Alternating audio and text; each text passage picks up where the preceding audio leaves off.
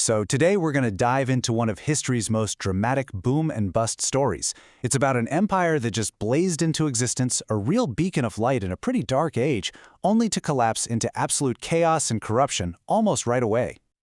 And, this whole story comes with a warning. One that people at the time, guys like Hincmar of Rhymes, were basically shouting from the rooftops. It's this timeless caution about power, about faith, and that really dangerous line that runs between them. All right, let's set the scene. Imagine this. It's Christmas Day, 800 AD. You're in St. Peter's Basilica in Rome, the most important church in the entire Western world, and the place is packed, buzzing, because something huge is about to happen. Right there in front of everyone, Pope Leo III places a crown on the head of Charles, King of the Franks, who you and I know better as Charlemagne. And in that one moment, boom, the Western Roman Empire, which had been dead and gone for over 3 centuries, was suddenly back. Okay, so let's get into it. How on earth did Charlemagne manage to build this brand new, unified Christian empire right from the ashes of the old one? I mean, the sheer scale of what he accomplished is just staggering. His kingdom covered almost all of what we now call Western Europe. Really, the only major part left out was the British Isles. And he didn't just rebuild the old empire, he made it bigger, pushing out beyond the old Roman frontiers and even carving out a critical buffer zone in Spain. Now, this expansion, it wasn't exactly gentle. He had this method, especially with the pagan Saxons to the east, that was basically a 3-step playbook. And it was brutal, but man was it effective. He'd invade, smash any resistance with pure, overwhelming force, and then force the survivors into mass baptisms. For Charlemagne, unifying his empire meant unifying its faith, and he was going to do it by any means necessary. But here's the twist. He wasn't just a warrior. He was this visionary reformer. He kicked off what historians call the Carolingian Renaissance, a genuine rebirth of learning and culture. He got the smartest people in Europe to come to his court, ordered churches to open schools for everyone, rich and poor, and even insisted that priests preach in the language of the people, not just stuffy old Latin. This wasn't just an empire of land. He was building an empire of ideas. So you have this incredible empire, this massive achievement built by one man's sheer force of will. But what happens when he's gone? Well, it starts to unravel, almost the second he's in the ground. Charlemagne's son, Louis, was a good, religious guy, but he just didn't have his father's iron will. His own sons started fighting each other for power, sparking civil wars before Louis was even dead. After he died, the empire was officially split into 3 pieces. And after one last short-lived reunion, it shattered for good in 887. 70 years. That's all it took to go from a united empire back to a messy patchwork of warring kingdoms. But while all this political drama was happening on the surface, something much deeper was changing underneath. The whole economy was shifting. The old trade routes across the Mediterranean were pretty much cut off.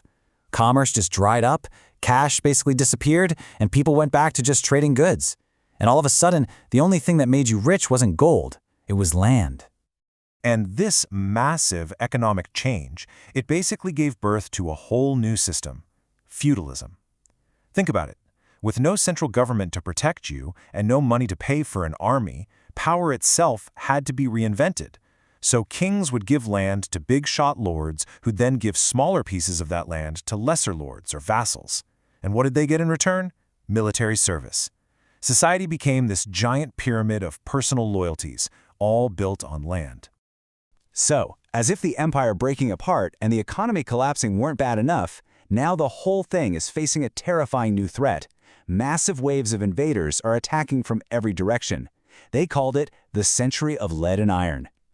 Yeah, they were getting hit from 2 sides.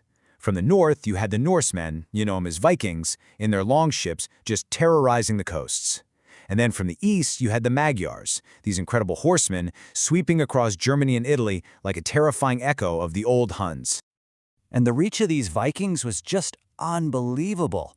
They weren't just hitting nearby shores, no, they were sailing up rivers to sack Paris, heading way south to attack Seville in Spain, and even looting the famous Christian shrine at Santiago de Compostela.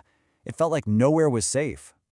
But what's really wild is that all of this chaos on the outside, it was perfectly mirrored by an unbelievable decay on the inside, right at the very heart of the church.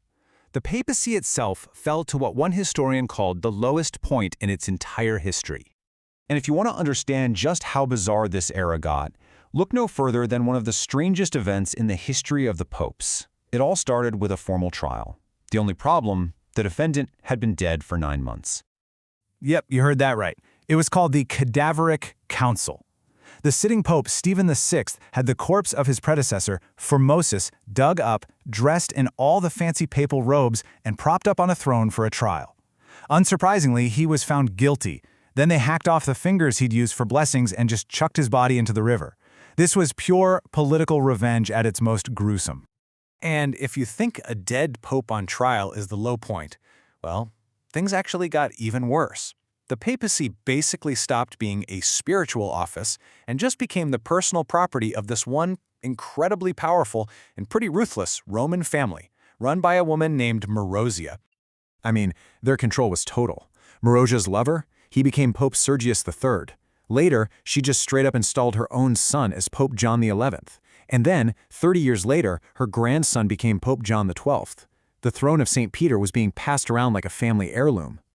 And if you need one more detail to really understand how rotten things had become, how about this? Another pope from this time, Benedict IX, was made pope when he was just 15 years old. A teenager. The whole thing had become a tragic joke. But it's always darkest before the dawn, right?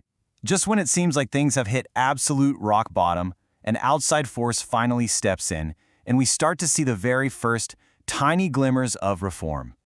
So in 1046, the German king, Henry III, he marches down to Italy for his own coronation. And what does he find? A complete circus. There are 3 different guys all running around claiming to be the one true pope.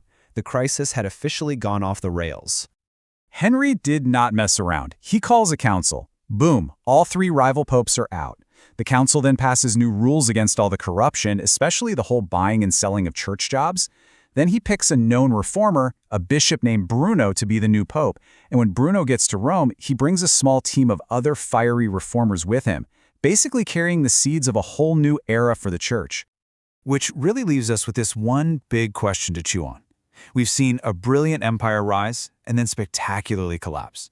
We've seen the church itself fall into this shocking state of decay. But we've also seen the very first steps toward recovery. So it really makes you wonder, right?